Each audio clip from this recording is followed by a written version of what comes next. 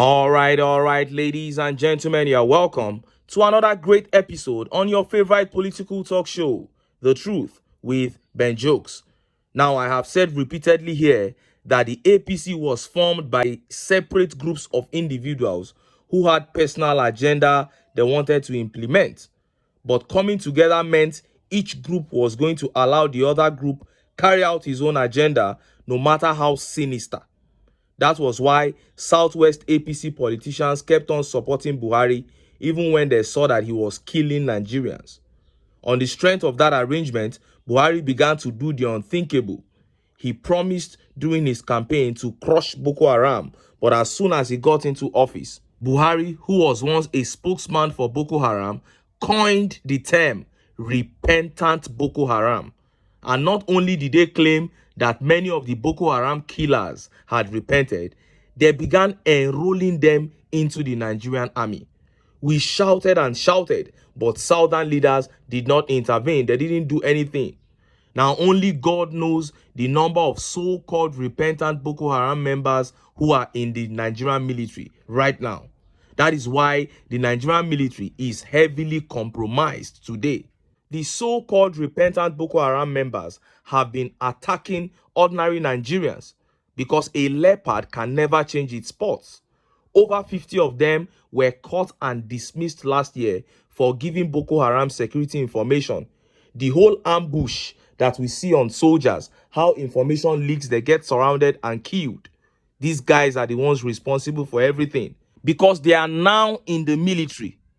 And few hours ago, a sad event happened in Enugu barracks, and it was a repentant Boko Haram who was enrolled in the military, wreaking havoc. Before I show you what he did and how Nigerians reacted, let me show you this fresh attack on Plateau State that hints further on the compromise of the Nigerian army. Look at how the papers reported it. Over 50 gunmen invade Plateau State communities, kill women, children, as council chairman says military strayed away. Gunmen have reportedly killed 10 persons, mostly women and children, in two separate attacks in Plateau State. The attacks, which occurred in Mandung Mushu and Kobnanle village in Bokos and Mangu local government areas on Friday night, also left several persons injured, with properties including houses of the villagers set ablaze by the gunmen. Despite the presence of security forces, including the DSS, the army and police, the perpetrators, identified as Fulani terrorists, were allowed to carry out their heinous acts with impunity. Under the cover of darkness, more than 50 armed terrorists descended upon the villages of Mandung Mushu and Kopnanle, targeting innocent, unarmed and peaceful residents as they slept. The assailants set fire to homes and a place of worship, mercilessly gunning down fleeing civilians, while nearby soldiers failed to intervene effectively. This brazen attack, which predominantly targeted children, appears to be part of a calculated effort to instill fear and perpetrate further displacement within our communities.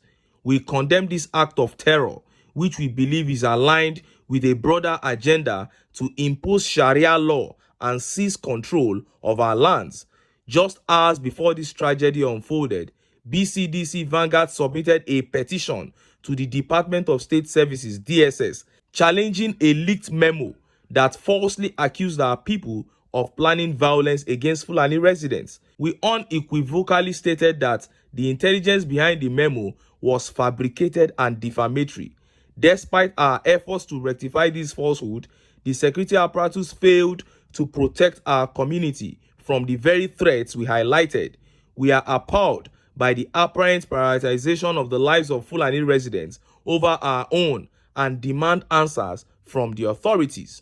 The timing of this attack, following closely on the heels of the DSS's erroneous warning of an impending assault on Fulani communities, raises serious concerns about collusion or deliberate neglect. We refuse to accept such injustice and demand immediate transparency and accountability. This is more so that advance notices of attack in the area were published and circulated at least a week before the so-called DSS intelligence. The DSS ignored these warnings and instead chose to implicate the victims, despite acknowledging in their memo that the Fulani were responsible for the 6-day attack that claimed over 300 of our members last Christmas. We wish to put on record that the DSS alert is synonymous with the age-long strategy of the Fulani terrorists, who often raise false alarms to intimidate residents and or justify planned attacks. And unless the DSS clears its name on this, we reckon that it is complicit and compromised. Should the authorities fail to provide satisfactory explanations within the shortest possible time, we are prepared to pursue legal recourse. Enough is enough. We will not allow our people to be targeted and vilified, while those responsible for our safety turn a blind eye. Olamilekon here says, this story of military straying away from terrorist attack is becoming very disturbing. Maybe the governors need to roll out their own militia like the Amotekuns and co. Isn't that long overdue? And it is hard to believe, but I actually think that the Fulani terrorists are trying to take over the Nigerian military completely so that they can then launch a seamless attack on the country. This is a big plan they have, and the grand plan may take years to materialize, but that is how they operate, slow and steady. This is what I feel, and that is why they are looking for Ruga. They want lands all over Nigeria so that they will have the spread. They want to capture the state and turn it to the Iraqs and the Afghanistans that you know. They hope to achieve it through the APC. That is why I keep saying the APC is the worst thing to happen to Nigeria, and we must get rid of them. Now, let us look at that tragedy that happened in Enugu barracks, and this still involves a repentant Boko Haram member who was enrolled into the Nigerian military. Look at how the papers reported it. Breaking: repentant Boko Haram member enlisted into Nigerian army slits woman's throat in Enugu barracks, hides corpse. Private Muhammad Adamu, with service number 21NA800365, has been identified as the alleged killer of the woman who was stabbed inside the 82nd Division of the Nigerian Army, top sources on Sunday told reporters. Reporters had exclusively reported how the lifeless body of the woman wearing hijab was discovered on Friday by the daughter of an army lieutenant around the division's officers' quarters, and the knife used in killing the same lady was dropped off close to the body, while the body was wrapped with the hijab she was wearing. While the army authorities have refused to comment on the incident, reporters learned on Saturday evening that the killer has been identified as Muhammad Adamu, working with the division's legal service. According to two senior military officers who spoke to reporters, the suspect was a repentant Boko Haram member who, after his repentance, joined the Civilian Joint Task Force and was later enlisted into the Nigerian military in the year 2021. The Nigerian Army had between 2020 and 2021 absorbed 400 members of the Civilian Joint Task Force into its fold to assist in prosecuting the war against Boko Haram terrorists. Investigation revealed that Ms. Hawa and Muhammad Adamu were both lovers and from same town in Biu local government area of Borno State. Muhammad Adamu paid her transport to come over to Enugu and he killed her. He is currently in custody of the military police, and his statement has been taken in which he confessed to the act. Now, let me stop here. This is a repentant Boko Haram member who was enrolled in the army. Private Adamu, he invited this lady all the way from Maiduguri to Enugu just to slit her throat with a knife.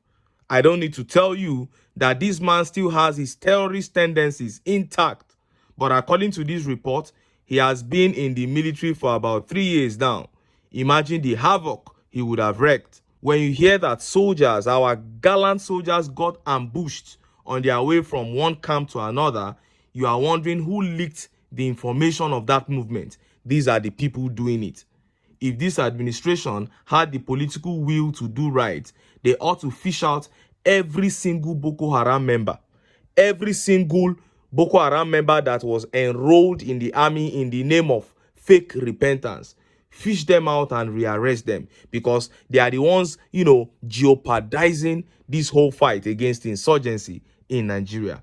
But I am not surprised that this administration will not do it, because I know that letting Boko Haram thrive was part of the foremost conditions at the party's formation. When APC was being formed as a political party, letting these insurgents thrive was one of the foremost conditions that the northern faction of the APC gave to the southwest faction. And the southwest faction also gave their own conditions that the northern faction must meet now for the party to continue to plunder Nigeria. But who is at the receiving end? It is the people. And that is why I keep saying the people must come together and find a way to get rid of the APC, if ever they will have their country back. But until then, make I still enter town. Make I go get some ogbonge political news wey una go like. Why? Because of una na I dey here. So don't go away. Don't go.